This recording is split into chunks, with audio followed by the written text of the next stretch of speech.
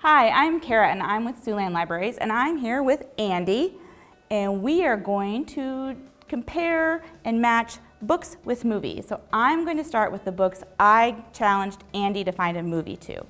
The first book is The Favorites.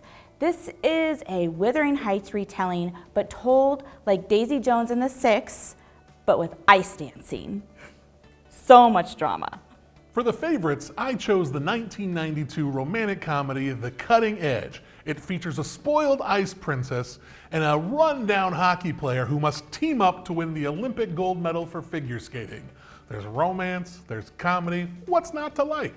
Next, I recommended The Business Proposal. This is a manga series. There's about 10 in the series. It's about a young girl whose best friend asks her to go on a blind date, but she doesn't want to go on a blind date, and the blind date decides he's going to marry the first person he meets on that date, and it turns out that it's her boss. For The Business Proposal, I chose the Netflix original Set It Up. It features two underlings for these high-powered boss executives who decide to make things a little bit easier for themselves. They're gonna hook their bosses up. The bosses end up falling in love, but do the underlings fall in love too? Better find out. Next is The Hidden Life of Trees. I loved this book. I'm all about trees, and this was like reading My Happy Place. You will find out about the seasons of the trees, why the trees lose their leaves, how the trees communicate. It is just a wonderful book to really immerse yourself in the woods. For The Hidden Life of Trees, I had a little bit more trouble, mostly because I'm not a big nature documentary guy, but there is one nature documentary that I find to be absolutely fantastic, and that is My Octopus Teacher. It features a man who is a deep sea diver who one day discovers this octopus that he keeps kind of coming back to over the course of time. And this octopus, by studying the way it lives its life, he learns a little bit about himself in the process. Very, very interesting, especially for people who don't really have anything to know about under the sea. This is a really great way to kind of learn a little bit and also be entertained. I found myself a little choked up by the time it was over. And the last book I asked Andy to pair is The Spell Shop. This is a cozy little fantasy about a young girl who flees her city with a bunch of stolen books from the library and her talking plant. To hide these books, she opens a jam shop, but then decides that she can use the spells for good in her hometown.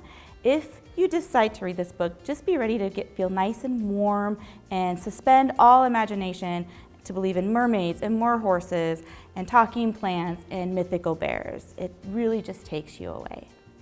For The Spell Shop, I have to admit, this is kind of unfair because I'm actually reading The Spell Shop right now, so I might know a little bit more about this. And I get a really good practical magic vibe from this. Sandra Bullock, Nicole Kidman, two sister witches who are off in this small town kind of doing their thing. That really fits the vibe. Maybe the storylines aren't quite the same, but if you want that cozy fall vibe, practical magic is definitely the way to go. Andy also gave me a challenge to find 4 books to go with his 4 movies this year. The first movie I chose is probably my favorite of the year so far, and that is Ryan Coogler's Sinners. Sinners follows a pair of twin brothers who go from Chicago back home to the South to kind of start their own little gin joint. However, this is in the deep South during a time of a lot of racism. That's not the only problem they have to deal with. There might be some supernatural elements around the corner. Andy threw me some challenges because I'm not a big horror movie watcher or reader. So I paired Sinners with Reformatory. It's about a young man in the Jim Crow South who is sent to a reform school where he sees ghosts. Pretty soon, kids start vanishing and they realize these ghosts aren't that good. The next movie I chose was Mickey 17. It is a science fiction movie about a man who is faced with financial issues, so he agrees to a program where they will clone him over and over and over and over and over again just to help out to keep society afloat. Mickey starts to grow weary of this, and then hijinks ensue. Again, he challenged me with a science fiction movie, and I don't really watch science fiction movies or read science fiction books. So I paired Mickey 17 with Project Hail Mary, about an astronaut who goes into space, wakes up after a long, deep sleep to see all of his crewmates dead, and knows that he has to save the world.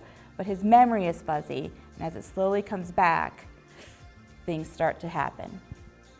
I gotta be honest, this next one I kind of reverse engineered just so that I could hopefully get this book in because I really like the book.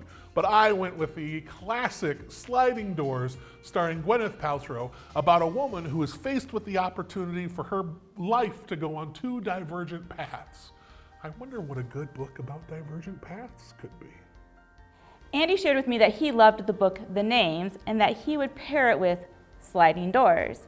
Because in the book, The Names, a mother takes her child to the clerk's office to give him a name when he's an infant. But there are different names, and with each name, a different life happens. But we don't know which name she picks. The last movie I chose was Sorry Baby. This is an independent comedy about a young woman with very minimal aspirations, but when she's at college, she ends up getting involved with her professor. And it turns out their relationship goes a little faster than she expected, which leads to some very serious topics and serious issues. This has kind of affected her throughout the course of her life, and she's still trying to find what she should do next. Sorry Baby was the hardest movie I had to pair a book with. In fact, I even had to get a little bit of help because some of the topics in that movie were a little bit hard. So I paired it with My Dark Vanessa and I Know Why the Caged Bird Sings. Both of these have elements of women who are trying to find their way, having life circumstances come at them that they weren't expecting, and just persevering through life. So those were just a few recommendations for some of the great pieces of media that are out there. We hope that you take these recommendations to heart, check out these books, check out these movies, and just enjoy the world that is literally at your fingertips.